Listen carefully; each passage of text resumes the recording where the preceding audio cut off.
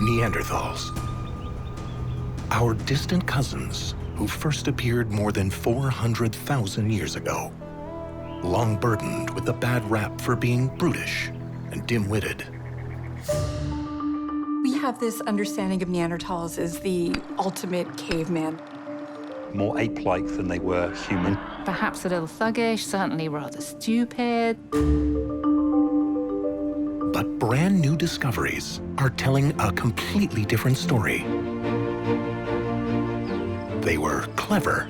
Neanderthals were really quite capable of designing a technology that was going to serve them well. Caring, and capable of abstract thought. There's no way that these weren't meaningful. They knew exactly what they were saying. So who was the real Neanderthal? And were they really that different from us? Maybe we are not as unique as we thought.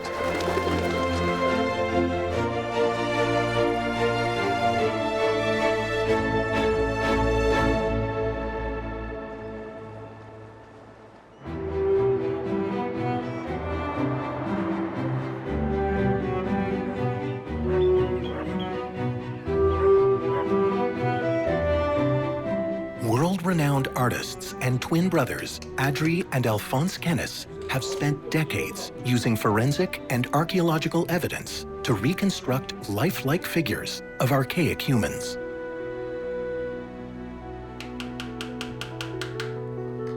Now, for the Canadian Museum of Nature, they're building a Neanderthal, father and daughter. We started, of course, with the bones.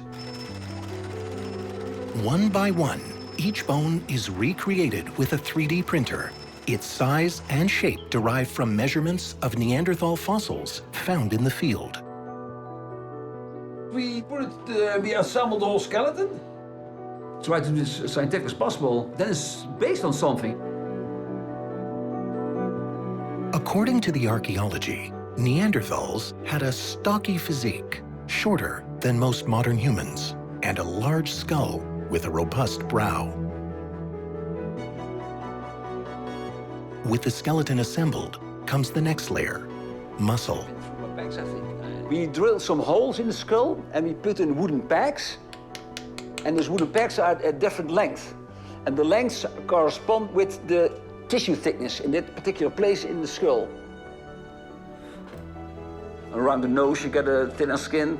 Around your cheeks is much more fat tissue, so you have thicker cheeks. Now we put on the muscles and then the skin. If I put all the Neanderthals together we have made already, and you see they've all got the same features. They all got exactly the same features. You can immediately see the difference between the Neanderthal and the Homo sapiens, immediately. As Adrie finishes the facial muscles of the Neanderthal father, Alphonse is a step ahead of him, working on the daughter. This is the last piece of skin I put in now. Last piece of skin. She's a proud girl standing in front of her father. She knows the world she lives in. She's standing proud.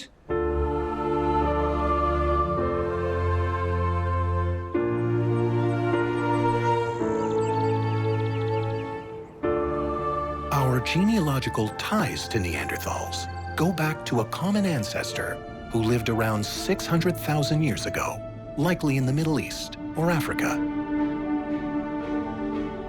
Then, those who became Neanderthals split from the lineage and spread across parts of Europe and Asia.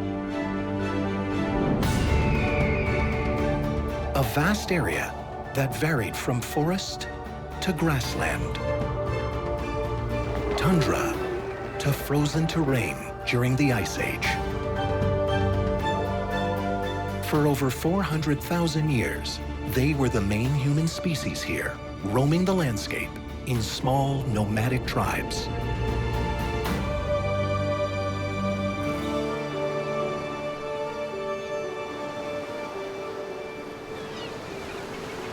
But what were those tribes like?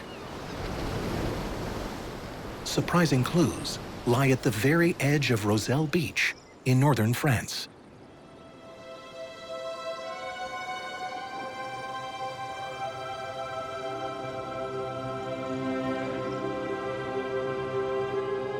On assiste à un petit miracle archéologique. C'est un site actuellement unique. In the 1960s, cutting tools, butchered animal bones, and fire remains were found in a sand dune.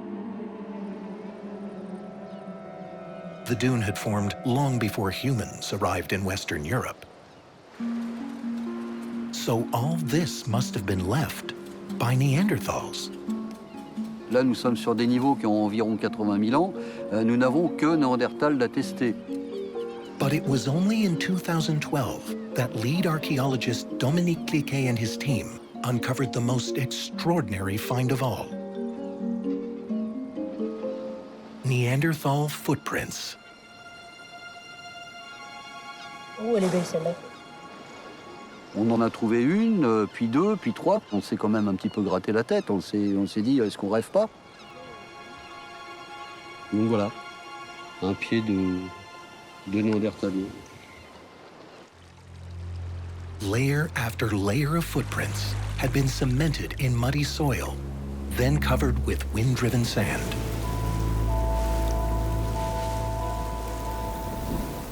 The result is a treasure trove of insight into the lives of Neanderthals, who kept coming back here to spend the harsher months of the year.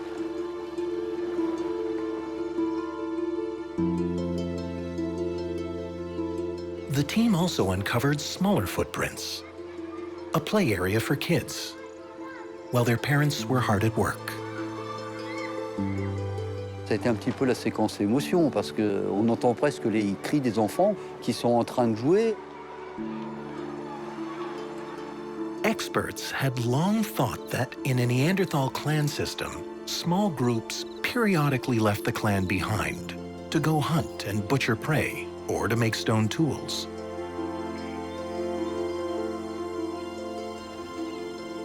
But these footprints tell us that this clan stuck together.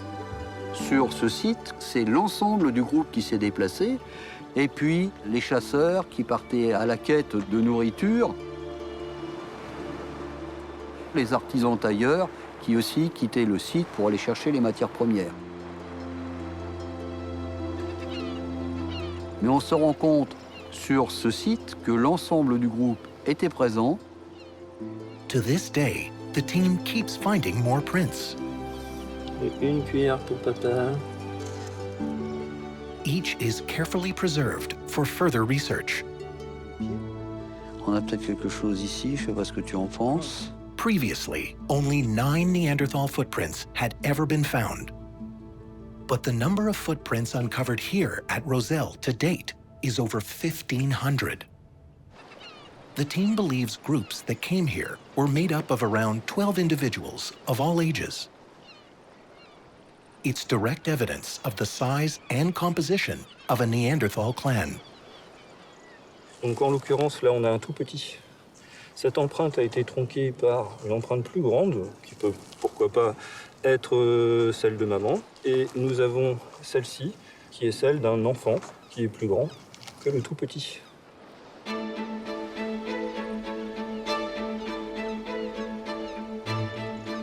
On est capable de reconstituer les scènes de la vie quotidienne. On a vraiment une représentation de ce que pouvait être le social, l'affectif des individus les uns par rapport aux autres. Donc là, on est loin de cette espèce de cliché du néandertalien brute épaisse et qui se promenait avec une matraque sur l'épaule. Je pense qu'on est très loin de ces clichés.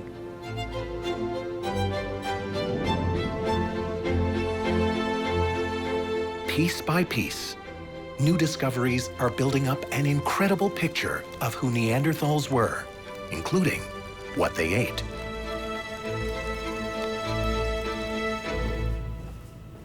Originally, we had this idea of Neanderthals as being these big game hunters only, and there is a lot of truth to that because they are apex predators, but no humans, ancient or modern, survive on animals alone.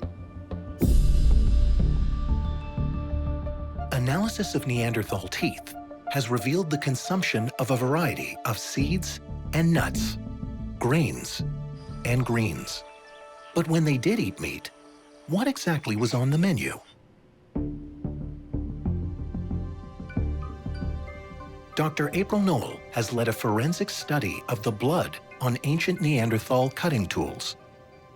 When you look at a stone tool, it doesn't look porous at all. But in fact, there's all these little fissures and so on in there. And so if you think about how you're using the stone tool, you're cutting, you're scraping, you're pushing blood, tissue into those pores, into those fissures. Her results so far reveal a wide-ranging menu, including rabbit, horse, duck, camel, and rhino.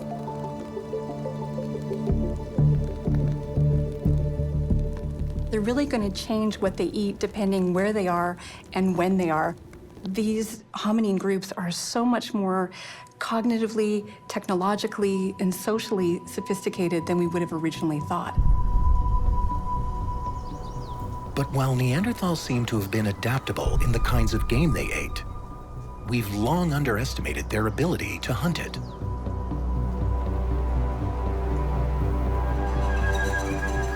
Archaeological evidence suggests that their weapon of choice was the spear.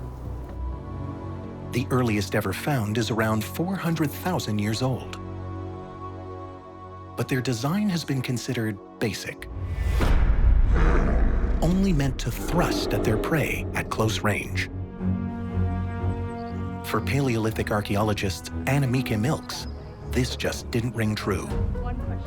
They would have had to disadvantage the animals first in some way. They would have been putting themselves in very dangerous situations with great frequency. She wondered, what if some Neanderthals were specifically trained to throw from a distance? Using only stone tools, her team recreated a spear of the same size and spruce wood of those found in the archaeology. The goal? Put Annemiek's theory to the test. These spears really needed to be tested systematically. An Olympic javelin can be thrown up to around 100 meters. But how far can a top athlete throw this replica of a Neanderthal spear? UK's #1 javelin thrower, Harry Hughes, is here to find out.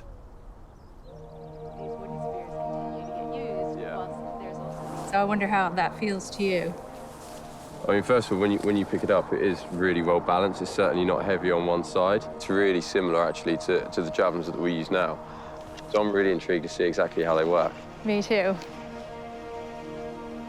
Experts think that Neanderthals could only use these spears within 5 meters of their prey. All right, you come here. All right. So first, Harry tries to hit his target from 10 meters.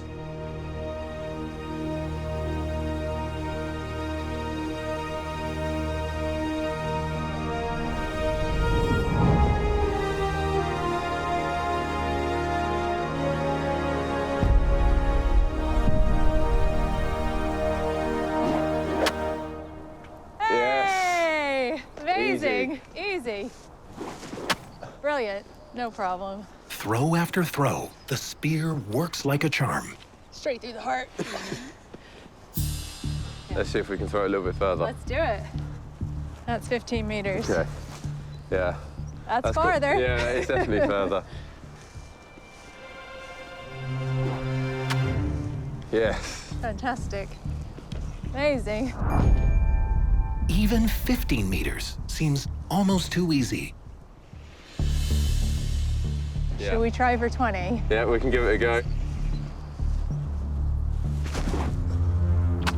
Oh, nearly. Close. From 20 meters out, Harry struggles to hit the mark. I think it's the balance. Yeah, it is, isn't it? Yeah. Oh! So close. But then, with a little practice, Yes. Amazing. Fantastic. So that shows right there that for a skilled thrower, easy, no problem, and that the weapons themselves fly at that distance, that it's not too heavy to fly. They fly beautifully, don't they? I mean, it's actually relatively easy to throw. Flies really true and straight, and it hits the target really hard as well. Exactly. I think you could probably go quite a bit further than that as well. If you were practicing it day in, day out for years, you know, actually focusing on the target, I think, yeah, certainly possible. This just makes a lot more sense, and it makes their hunting capabilities much more flexible than has previously been interpreted. These are not just very short distance weapons. They function well when they are used by a skilled thrower. Neanderthals were really quite clever and capable of designing a technology that was going to serve them well. And that forward planning is a really key feature of an advanced and complex cognition.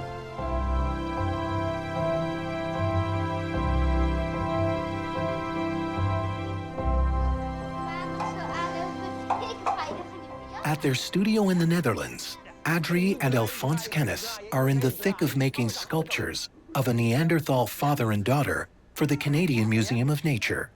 But there's been a problem. En één hand, één duim ervoor. Zo ja, zo ja. Keer. Beetje breed, zo ja. En zo stond je met je handen, hè? Heel breed staan. Though they always base their sculptures on actual ancient fossils, sourcing bones for the hands of a 7-year-old Neanderthal girl has proven impossible.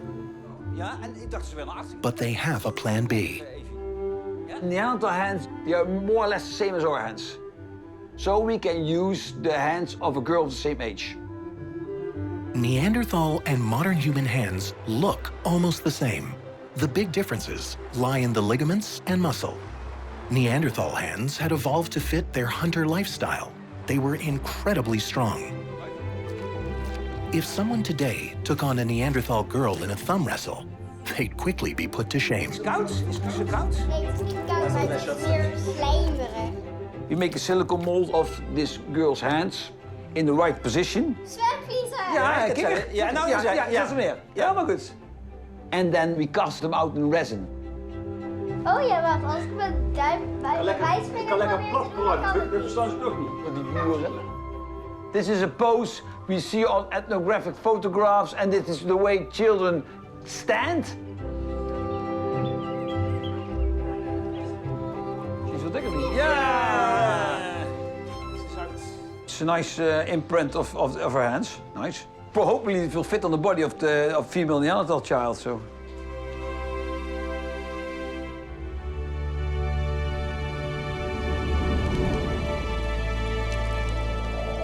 We know that Neanderthals lived in small nomadic clans. To take shelter, they made open-air dwellings or used cave entrances or rock shelters. But these were much more than just simple spaces to avoid the rain.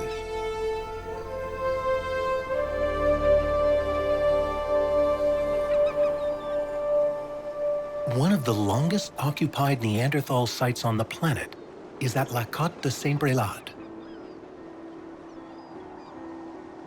It's a place where we can see repeated different reoccupations. Archaeologist Matthew Pope says Neanderthals used this point as a prime location for over 200,000 years.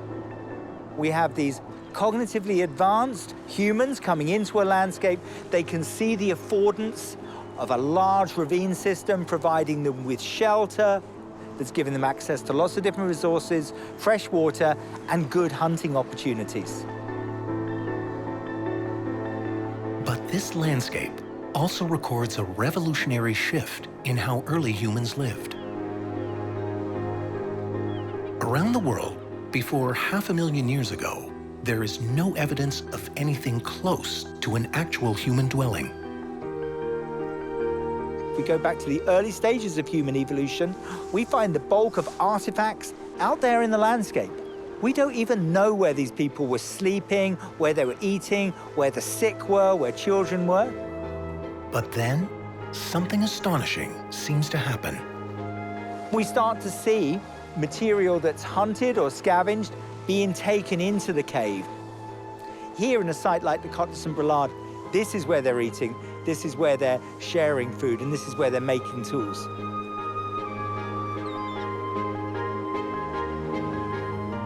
So we see this big shift from feeding in the landscape to actually creating homes. And this is really quite revolutionary. It seems that for Neanderthals, home was where the heart was. It's far more than an address, it's where we feel safe. It's a place that's fundamental to the human place on the planet, and it's something that Neanderthals participated in creating in the same way as other human species, including our own.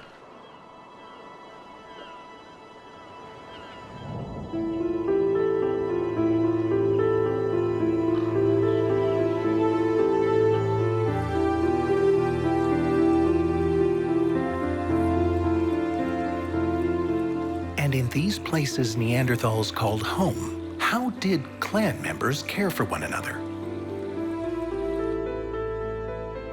Dr. Penny Spickens has the answer. She's spent her entire career exploring the evolution of social emotions in archaic humans. I'd love to know how Neanderthals actually felt.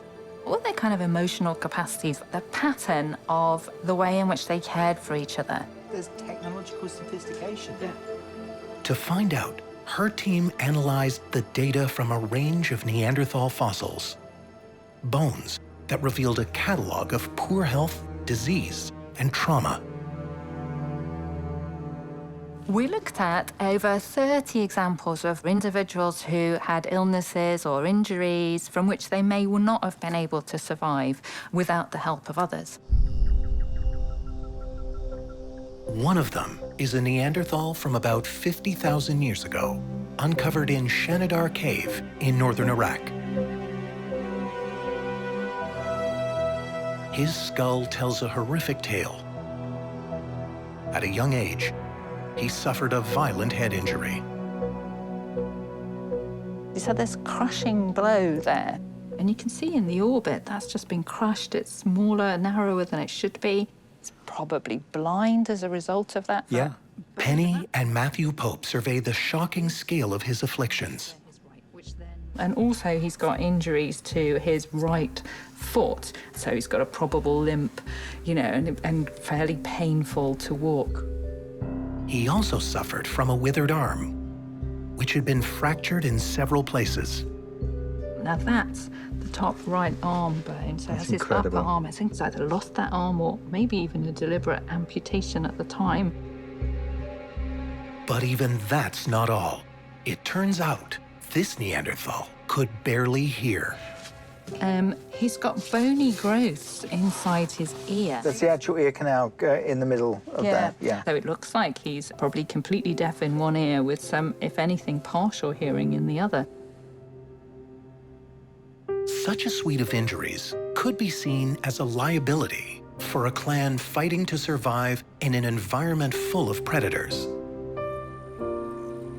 But what's extraordinary is that this Neanderthal's injuries all show signs of healing. In fact, he lived until around the age of 40. And he still survived for over a decade. And perhaps more than that, survived as a valued, cared for member of the community, and that care extending into death. Absolutely. He's got a whole lifetime, really, of being supported by people around him. For Penny, this is just one of many examples of a surprising level of care. In many cases, they've got such severe illnesses that those around them will only have been treating them to kind of remove the pain and make them feel better. So there's no real incentive for them to economically or practically look after these individuals. They're doing so because they care deeply. Neanderthal healthcare didn't just reflect strong emotional bonds. Ancient bones show impressive medical practices meant to heal and reduce pain. There's a site in Spain where we found deposits on the teeth, evidence of poplar, which could have been a type of painkiller, and in the same deposits, a type of mold, which could have been used as an antibiotic. So there's a whole variety of healthcare practices, which are probably remarkable when we think of today's standards. A surprising level of knowledge and care, perhaps the very key to survival.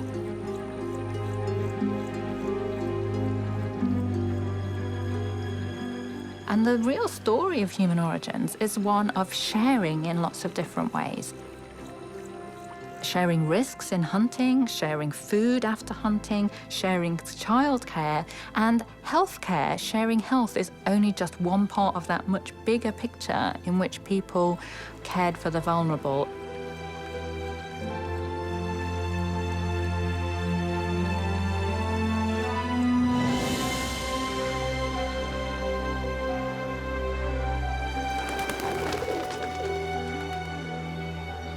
Recent discoveries are shattering our preconceptions of Neanderthals. The most extraordinary is tucked away in southern France, 300 meters past a tiny cave entrance. An ancient ring, carefully crafted from over 2 tons of broken stalagmites. On s'arrête, on dit mais oui, mais qu'est-ce que c'est ce truc? Michel Soulier was one of the first to take in the site. Et alors là, on se dit, mais qu'est-ce que ça va entraîner par la suite? S'il s'agit de quelque chose hors du commun. And extraordinary it was. This ancient arrangement had been planned and built by people who knew exactly how to venture deep underground. Elle est sous terre, techniquement, ça suppose un minimum d'organisation. Il faut forcément un éclairage. Et un éclairage qui est mobile, donc des torches ou des lampes. There were even fire pits scattered around the chamber, not used to cook food, but to burn animal bones for lighting. Il brûlait de l'os. De l'os, ça donne beaucoup de lumière. Très peu de fumée, beaucoup de lumière. C'est sans doute lié à l'éclairage. Whatever the purpose of this imposing structure, experts thought it could only have been the work of modern humans.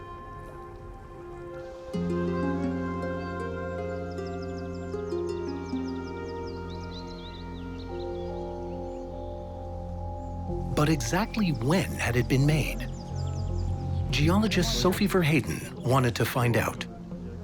She had been perfecting a new cutting-edge dating technique and saw Bruniquel as the perfect testing ground. Je me suis dit là tout de suite, ah bah, c'est incroyable, ici il faut absolument essayer de dater cette structure en datant les stalagmites directement. The stalagmites had 2 layers, the original minerals and a new mineral coat that had grown over the fragments after they were broken off. Sophie took samples from both for uranium dating to determine exactly when the stalagmites had been cut off to build the structure. While waiting for the results, prehistorian Jacques Jaubert was cautious. On pensait que c'était relativement ancien, mais relativement ancien pour un préhistorien, c'est 12 000, 15 000, 20 000, 30 000, 35 000 dans les rêves les plus fous. But the results from the lab blew the team away. This stunning ring is around 178,000 years old. The oldest ever known human construction. Il y a un résultat qui nous tombe du ciel, et donc là, il faut changer de logiciel, parce qu'on est complètement décalé par rapport à ce à quoi on s'attendait. It predates the arrival of modern humans in Western Europe by over 100,000 years.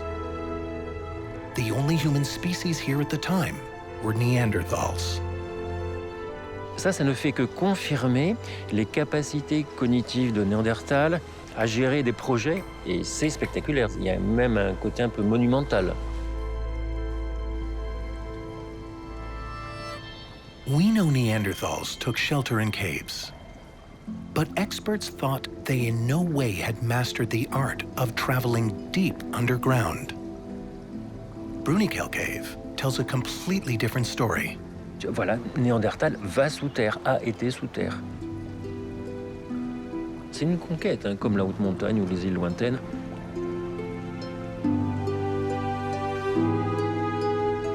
But one big question remains. Why on earth did they conceive, plan, and build this mysterious stone circle? For now, the jury is out. Elle est sous terre, c'est un acte artificiel et qui n'est pas environnemental ou naturel. On a suggéré des manifestations rituelles. Il a d'assez bons arguments, mais moi je suis archéologue, il me faut plus de preuves pour aller à une hypothèse de ce genre. Bruniquel has transformed our understanding of Neanderthal skill set.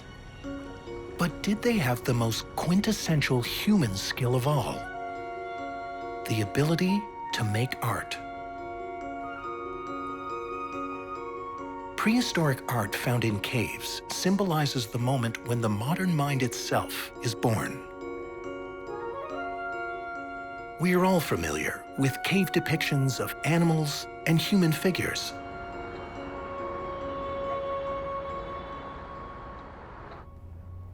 But for Canadian paleoanthropologist Genevieve von Petzinger, it isn't these depictions, but what's often tucked away around them that's fascinating. Geometric signs. What intrigued me when I first learned about Paleolithic art was the little squiggly marks, the abstract signs, the little geometric markings that were often in and around the animals. So like lines and circles and dots. People hadn't really tried to bring them together and see what was going on with them. And so that just got me more intrigued. I just wanted to know more.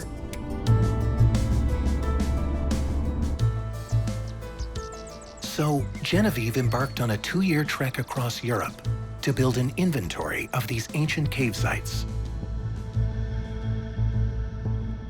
Soon, she started noticing a pattern.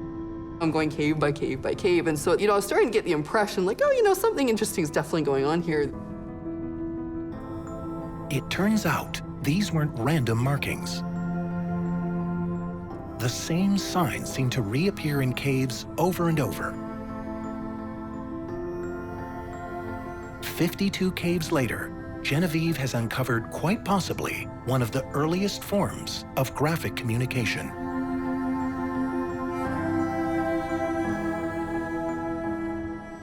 I realized that there was only 32 geometric signs that were being used in these caves, and that is it.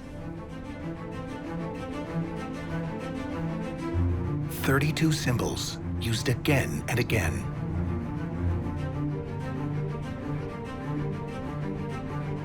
It's clear they conveyed specific messages.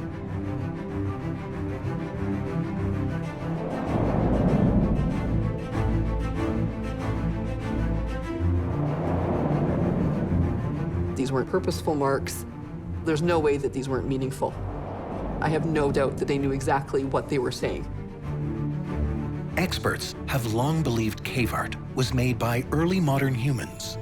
But could some of these symbols have been created by Neanderthals?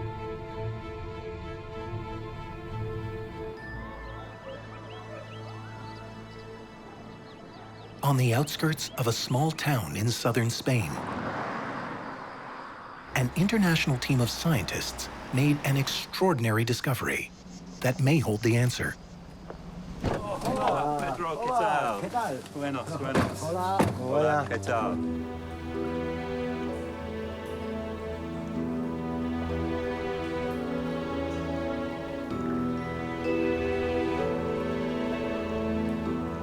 For the past 15 years, archaeologists Alistair Pike and João Zilhão and physicist Dirk Hoffman have been crisscrossing Europe, venturing deep into caves to find out exactly when prehistoric art was created.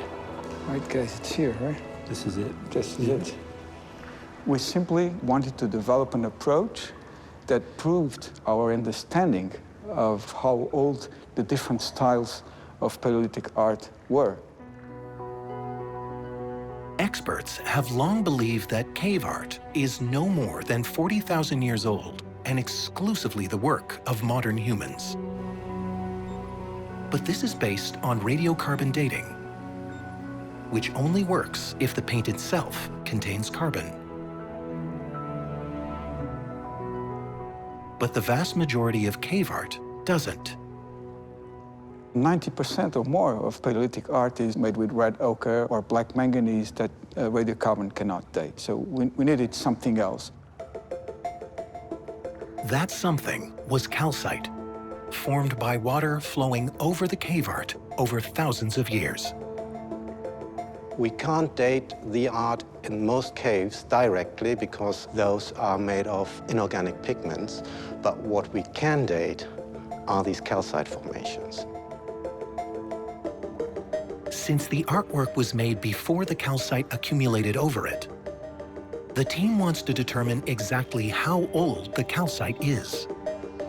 We can give an age for the calcite and thereby a minimum age for the underlying cave painting. Though some experts have questioned the reliability of this new technique, it's yielded jaw-dropping results. It seems that parts of these 3 geometric signs in 3 caves in Spain are at least 65,000 years old.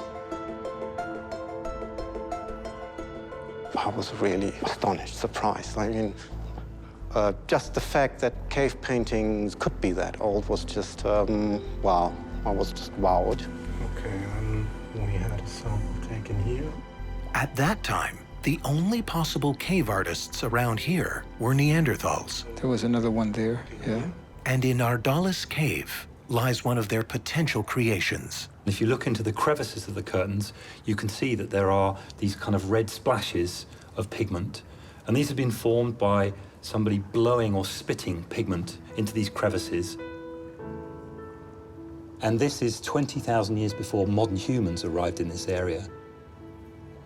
So this piece of art must have been made by a Neanderthal.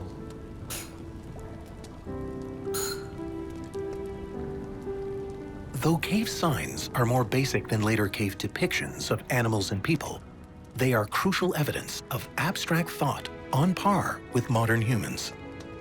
If you're capable of producing art, if you're capable of symbolic thought, then you're probably capable of language and communication. What is art except a form of communication? People that are using these symbols to communicate are basically like ourselves.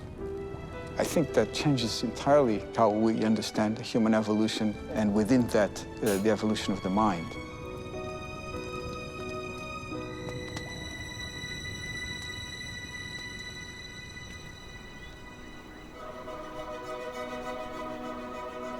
We now know that in many ways, Neanderthals were very similar to modern humans. But one astonishing discovery has revealed that the very stories of our evolution are intertwined.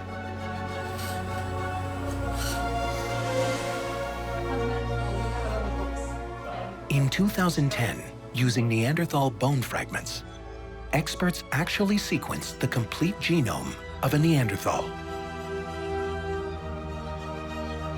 They then compared this to the DNA of modern-day humans.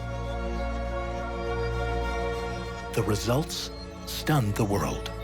We see traces of Neanderthal DNA in all modern non-African individuals. In other words, there are parts of their genome that remain in some of us. Roughly 50,000 years ago, modern humans migrated out of Africa and into the land of Neanderthals. Now it seems that when they did, the two species got up close and personal. Not only did they live in the same places at the same times, but actually they interacted and were similar enough that they could produce successful offspring. Today, Neanderthal DNA makes up around 2% of the full genetic code of people of non-African descent. So how has this Neanderthal heritage impacted us?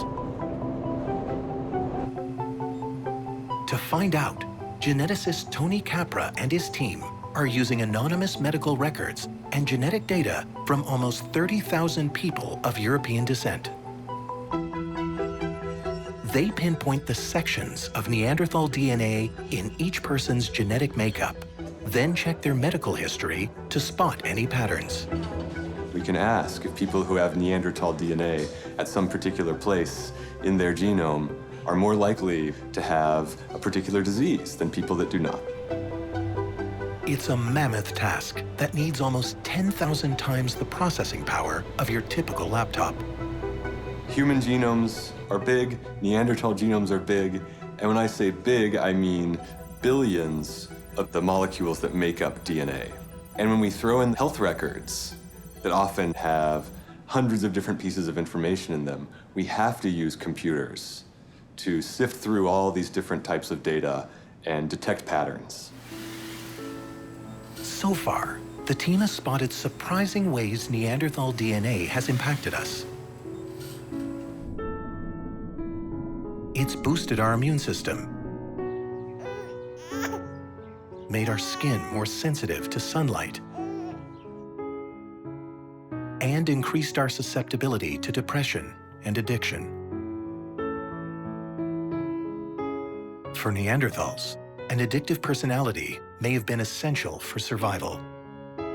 Perhaps it could have made them seek out certain sources of food more obsessively. Perhaps it could have made them pay particular attention to certain things in their environment more than others. But in today's modern world, it can make us prone to completely different things, like nicotine addiction. But of course, this increased risk is actually a very small component of your overall risk for smoking or not. So unfortunately, we can't blame Neanderthals for our addiction to cigarettes. What we've inherited from Neanderthals is only the beginning of what we can learn from their DNA. Having Neanderthal DNA creates all kinds of new opportunities to study what they were like in ways that we couldn't from their fossils. So for example, what were their brains like? Perhaps one way we can understand the mystery of human evolution is by exploring the intricacies of our brain functions.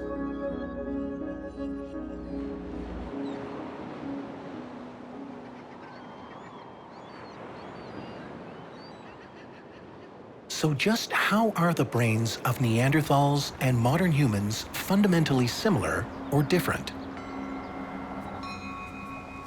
At the University of California, Professor Alison Muotri and his team are leading a bold new study to try to find out.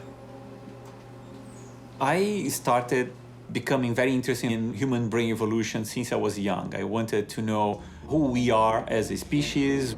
And what better way to learn how the modern brain develops than by comparing it to that of a Neanderthal? What we do now is what we are calling neuroarchaeology. So we have the fossil records, and we can even extract the DNA from these bones. So that allowed me to start doing some of the initial genomic comparisons between modern humans and the Neanderthals. Using DNA editing tools, Alison and his team have introduced Neanderthal genes into human stem cells and grown Neanderthalized mini-brains, or brain organoids. These pea-sized clusters of nerve cells and tissue are then compared with human brain organoids. And we only see one or two here, and they're quite healthy. And already, the difference between the human and Neanderthal brain organoids is striking. The modern human brain organoid has a very spherical shape. However, the ones carrying Neanderthal variants, we call them popcorn shape. So we right now are trying to figure out exactly how that happens. Neanderthal organoids have also developed some particular brain networks that Alison is still trying to make sense of. We look for networks that can give us a clue into how the Neanderthal brain was wired. The only thing that we have in the lab that resemble these networks, more or less, is not identical, but they get close to that, are some of the autistic individuals. What does it mean? Does it mean that they have extraordinary abilities, like some of the autistic subjects? Or does it mean that they have problems in communication and socialization? That we don't know. Exactly how do Neanderthal mini-brain networks evolve? To find out, Alison wants to connect one to a robot.